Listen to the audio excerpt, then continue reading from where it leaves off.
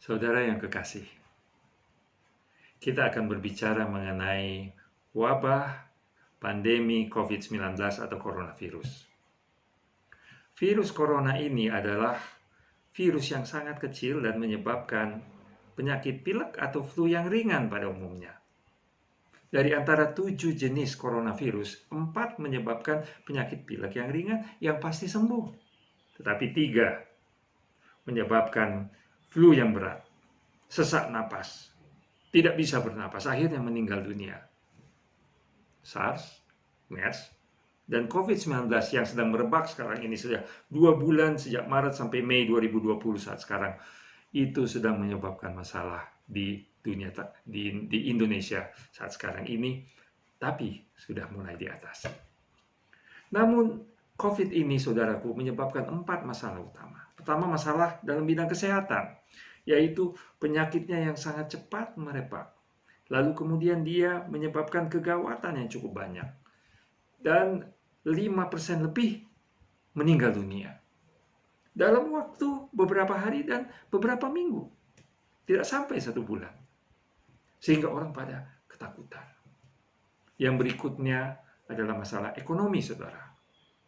Karena dia tindakannya adalah isolasi dan tidak boleh bergerak, maka transportasi, perdagangan, para wisata terutama sangat terganggu.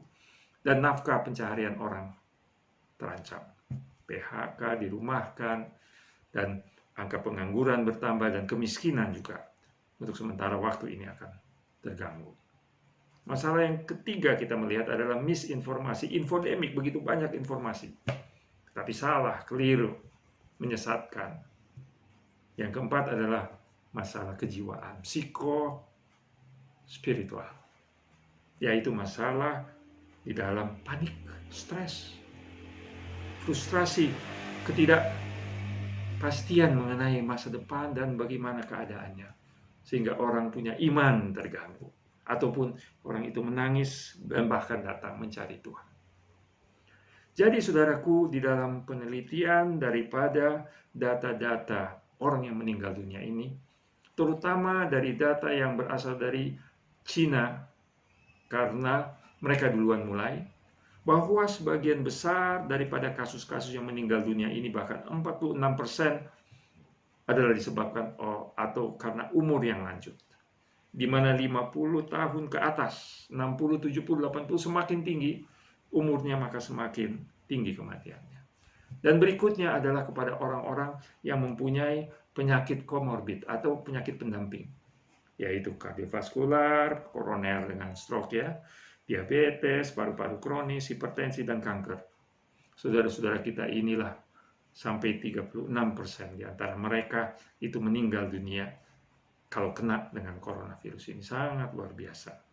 Jadi apa yang membunuhnya? Ternyata karena acute respiratory distress atau gangguan daripada pernapasan yang sangat berat. Mengapa terjadi ini? Karena ternyata banyak lendir-lendir yang kental-kental yang menutupi paru-paru orang ini sehingga oksigen tidak bisa masuk. Akibatnya adalah kekurangan oksigen dan akhirnya meninggal dunia. Dan gangguan sistemik lainnya yang mengikutinya. Mengapa terjadi lindir atau mukus ini yang berlebihan? Ternyata karena imunitas tubuhnya terlalu rendah atau terlalu tinggi yang kacau. Jadi imunitas yang terlalu tinggi dan kacau ini menyebabkan reaksi yang berlebih-lebihan sehingga peluru kendali atau sitokin-sitokin yang terjadi di dalam peradangan di paru-paru itu sangat-sangat tinggi, menyebabkan radang yang berlebihan. Pertempuran itu harusnya bisa ditangani dengan tenang biasa, tapi berlebihan, ketakutan luar biasa, panik luar biasa, sehingga menghasilkan lendir.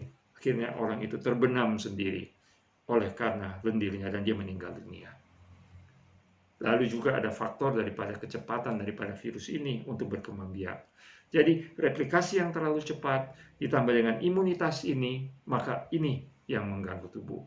Jadi saudara, kita melihat bahwa faktor imunitas adalah yang paling penting untuk bisa bertahan dan bisa mengalahkan akan COVID-19 ini.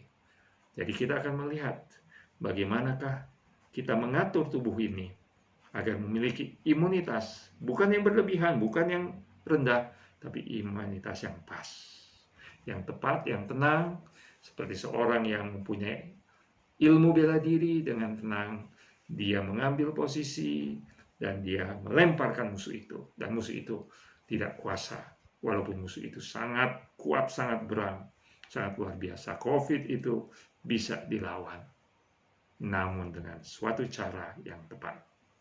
Apa itu? Nah, mari kita pelajari.